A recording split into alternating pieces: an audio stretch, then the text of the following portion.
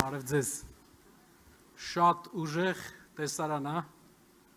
եթե դեմ չեք, մի հատ նկարվենք։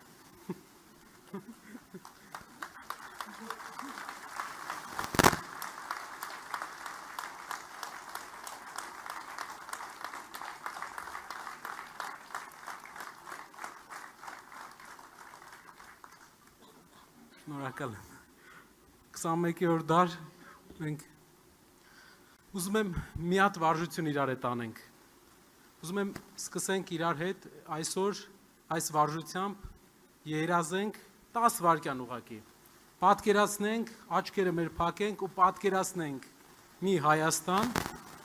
որտեղ ամեն օր չես լսում հայերի իրար հանդեպ ունեցած հակասությունների մասին։ Մի Հայաստան, որտեղ մոռացել են պատերազմների մասին։ Մի Հայաստան, որտեղ մեր հասարակությունը անկախ քաղաքական հայացքներից համերաշխ է, որտեղ հաղթահարել են աղքատությունը, որ մարդը իր աշխատանքով կարողանում է արժանապատիվ ապահովել իր ընտանիքը։ Այդ Հայաստանին հասնելու համար մենք մի բան պետք է անենք։ Խոստանում եմ, միավորվում ենք, աշխատում ենք այս տարի եւ դուռ ենք բացում դեպի այդ Հայաստան։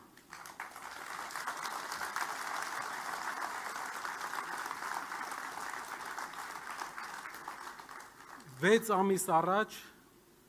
մեկնարկեց, հայտարարվեց մեր շարժման սկզբի մասին, Սամվել Կարապետյանի առաջնորդությամբ։ Այս ժամանակահատվածում մեզ միացել է 15,000 կամավոր այսօրվա դրությամբ։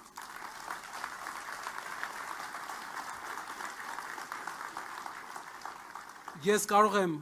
հաստատ հայտարարել, որ շարժումը Հայաստանում ամենաարագ աճող շարժումն է։ Եվ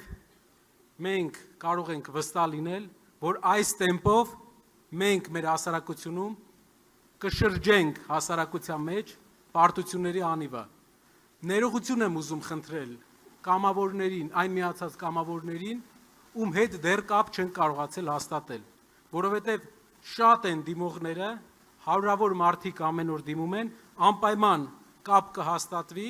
եւ աշխատանքը իրար հետ կսկսենք շարունակենք։ Նաև կուզենայի մի շատ կարևոր բանի մասին խոսեի, որ ինչի համար են այս մարդիկ մեզ միանում։ Մեր երկիրը մեծ ներուժ ունեցող երկիր է։ Հայ ժողովուրդը տարածաշրջանի ամենագործունյա ազգն է։ Տարածաշրջանի ամենալավ ձեռներեցները, ամենագործունյա մարդիկ մեր ազգի ներկայացուցիչներն են։ Եվ չի կարող մեր ժողովուրդը ունենալ 20% գործազրկություն, 20% աղքատություն։ Չի կարող մեր երկրում ամեն 5-րդը լինել աղքատ։ Մենք մեծ ներուժ ունենք, բայց այդ ներուժը լավ չենք օգտագործում։ Ոնց եք կարծում, ամեն 5-րդը Հայաստանում ապրում է 61,000 դրամից ցածր գումարով ամսական։ Մենք ունենք մարզ, որտեղ բնակչության համարյա կեսը ապրում է ամսական 64,000 դրամից քիչ եկամուտով, Շիրակի մարզը։ Այս խնդիրները թողած, մեր կառավարությունը զբաղվում է լրիվ ուրիշ հարցերով, որոնք կապ չունեն աղքատության հաղթահարման հետ, որոնք կապ չունեն երկրի զարգացման հետ։ Աղքատությունը կարա հաղթահարի մարդ, ով լավ է պատկերացնում տնտեսությունը, ով հաջողել է տնտեսության մեջ։ Հայ ազգը ունի այդպիսի զավակներ, ովքեր տնտեսության մեջ հաջողել են, ովքեր կկարողանան նաև մեր հասարակության մեջ լուծել աղքատության հարցը։ Շատերդ կասեք, աղքատությունը ժառանգվել է, մեր երկիրը ոնց որ ժառանգել է այդ աղքատությունը 90-ականների բարդ դրությունից։ Հնարավոր է, բայց մի բան եկեք հաշվի առնենք։ Հարևան Վրաստանը եւ մենք 2018 թվականին ունեինք նույն աղքատության մակարդակ։ Վրաստանում հարևան ամեն 5-րդ մարդը աղքատ էր։ 7 տարի առաջ։ Հիմա Վրաստանը 7 տարվա ընթացքում վրացական կառավարությունը 2 անգամ քչացրել է աղքատների քանակը։ Աղքատությունը 2 անգամ նվազել է այդ երկրում։ Հայաստանում գիտեք ինչքան է նվազել 7 տարվա ընթացքում պետական պարտքի կրկնապատիկ ավելացման պայմաններում 2% էլ չի հասնում։ վրացիք մեր պես ազգ են, 2 անգամ ավելի քիչ աղքատություն ունեն։ Այստեղ հիմնական գաղտնիքը կառավարողներն են։ Երբ մենք ասում ենք չկա տնտեսական հենք ձեր քաղաքականության մեջ, դուք տնտեսությունից չեք հասկանում, նրանք զարմանում են, բերում են 100 հատ արգումենտներ, բայց այդ արգումենտների մեջ չկա տնտեսագիտական արգումենտ, որովհետև ռեալ չեն հասկանում այդ մարդիկ, չունեն այդ փորձը, ուրիշ ճանապարհ են անցել։ Եվ մեր մարտահրավերների առաջ իրենք չեն կարող լուծել մեր մարտահրավերները։ Մեր մարտահրավերը տնտեսական մարտահրավեր է այս պահին։ Մեր բանակը կախված է մեր տնտեսությունից։ Բանակը ուժեղ պետք է լինի այն պարագայում, երբ որ շատ հարկեր գնա բյուջե եւ կարողանանք ճիշտ զինվենք ու պաշտպանենք մեր խաղաղությունը։ Դիվանագիտությունը ուժեղ կլինի, երբ որ ունենանք լավ տնտեսություն եւ կարեւոր լինենք մեր հարևանների համար։ Այս ամենը չանելով մենք մնում ենք տարածաշրջանի չեմ ուզում մեր տրամադրությունը ուրիշ տեղ տանեմ, բայց ամենաթույլ երկիրն ենք այս պահին տարածաշրջանում։ Ամենաթույլը, բայց ամենագործունյա ազգով։ Պետք է ուժեղ ղեկավար, ուժեղ, բայց մեր այսօրվա ընկերների պատկերացրած ուժեղը չէ։ Ուժեղը գոռացողը չի։ Ուժեղը աղմկողը չի։ Մարդկանց վրա վիրավորողը չի ուժեղը։ Ուժեղը այն մարդն է, ում իշխանության ժամանակ ոչ մեկ չի համարձակվում ոդ դնել քո երկիր։ Մեր էպոսի մեջ մաս կա, ասում է առյուծ մերը, զարմով դյութազուն 40 տարի իշխում էր Սասուն, իշխում էր ահեղ եւ նրա օրոք հավքն էլ չէր անցնում սասմասարերով։ Այսինքն հավքը չի անցել, դա նշանակում է, որ ուժեղ ղեկավարի պարագայում խաղաղությունը երաշխավորված է, ղեկավարն է խաղաղության երաշխավորը։ Թույլ ղեկավարը բերում է մեզ պատերազմներ, որը մենք տեսել ենք 3 պատերազմ 7 տարում։ Մեր ղեկավարը երկրի դրսում խելոք է, ինչ ասում են իր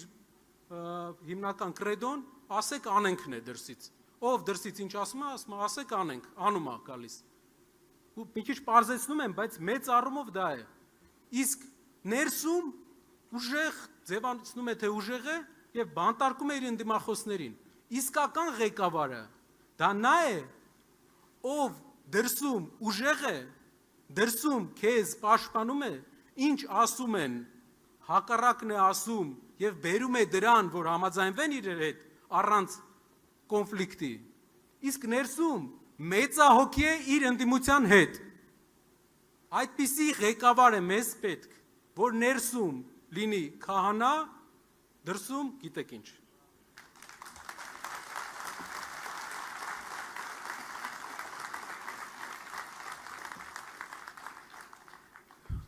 Շատ կարևոր է, որ նաև մեր երկրում մենք կարողանանք հաղթահարենք մի խնդիր, որը բոլորս տեսնում ենք ամենօրյա մեր կյանքի շփումների մեջ։ Դա մասնատումն է։ Հայացքների մասնատումը։ Մենք բոլոր գյուղերը, որ գնացել ենք, բոլոր քաղաքները, մարդիկ մասնատված են, ասում են, սա իշխանական է, այս մարդը ընդդիմադիր է, այս մարդը ոչ մեկի չի ուզում շփվի ընդհանրապես։ Սա մասնատում է, ինչպես կարող է 3 միլիոն ազգը մասնատվի այսքան մասերի ու կարողանա հաղթանակ ունենա ամենափոքր ժողովուրդը տարածաշրջանի։ Եթե մենք փոքր լինելով մասնատվում ենք, ինչպես ենք հաղթելու։ Մեզ պետք է համախմբող, մեզ պետք է մեծահոգի համախմբող։ Շատ կարևոր բան է, մեծահոգի մարդ, ով իր ընդդիմախոսների հանդեպ կլինի ներողամիտ։ Կարևոր բան եմ ուզում բոլորիս ասեմ։ Մեր երկրի բոլոր ղեկավարները, որոնց նախորդ են կոչում, նախկին են կոչում, եւ այս ղեկավարը մի ընդհանուր խնդիր ունեն։ Հասարակությունում կա մաս, որ չի ընդունում մի նախագահին, երկրորդ նախագահին, երրորդ նախագահին եւ ընդունում է մյուսին։ Կա մաս, որ չի ընդունում այսօրվա ղեկավարին, ընդունում է նախագահներից մեկին։ Մեր հասարակությունը բաժանված է։ Ամեն հասարակության հատված ունի իր համար հետաքրքիր, իմ համար համակրելի քաղաքական գործիչ, բայց բոլորով իրար հետ ոչ մեկի հետ համաձայն չեն, որովհետև ոչ մեկի մեջ չեն տեսնում իրենց համախմբող ուժը։ Որպեսզի մեր երկիրը համախմբվի, որպեսզի մեր ազգը համախմբվի, մեզ պետք է Հայաստան ունենա նոր ղեկավար։ Ամենայն հարգանքով Հայաստանի բոլոր նախագահների հանդեպ։ Իրենք արել են աշխատանք, մենք ամենայն հարգանքով ենք վերաբերում, բայց ապագա Հայաստանում իրենց ժամանակը էլ չէ։ Նոր առաջնորդների ժամանակն է։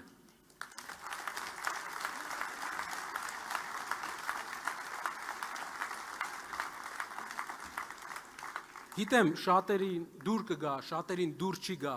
բայց մենք չենք կարող համախմբել մեր ժողովրդին, ունենալով այն քաղաքական ազգանունները ապագայում երկիրը ղեկավարի այսօր եղած, մինչև այսօր եղած երկրի 4 առաջնորդներից մեկը յուրաքանչյուրը եթե ղեկավարի, մենք չենք կարող ունենալ միասնական հասարակություն, որովհետև հասարակության մի մասը դեմ է մեկին, մյուս մասը մյուսին, մեզ պետք է նոր առաջնորդ, ով չունի հասարակության մոտ բացասական վերաբերմունք եւ ով ներողամիտ կլինի անգամ այսօրվա իշխանության շատ ներկայացուցիչների հանդեպ, որպեսզի փոխենք այս ատելության անիվը։ Գիտեմ, իմ այս ասելուց հետո ել եմ կրկնում, շատերի մոտ մեր ընդդիմադիր դաշտում հակադրություններ կլինեն, բայց մենք տեսնում ենք այդ ճանապարհը եւ այդ ճանապարհն է միակ ճիշտ ճանապարհը։ Նոր առաջնորդ Հայաստանի համար։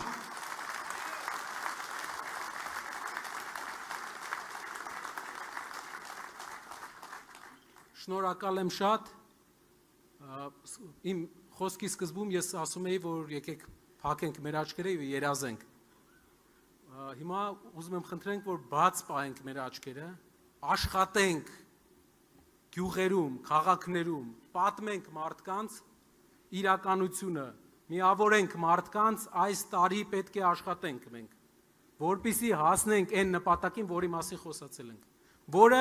բոլորս ենք վստահ եմ ուզում։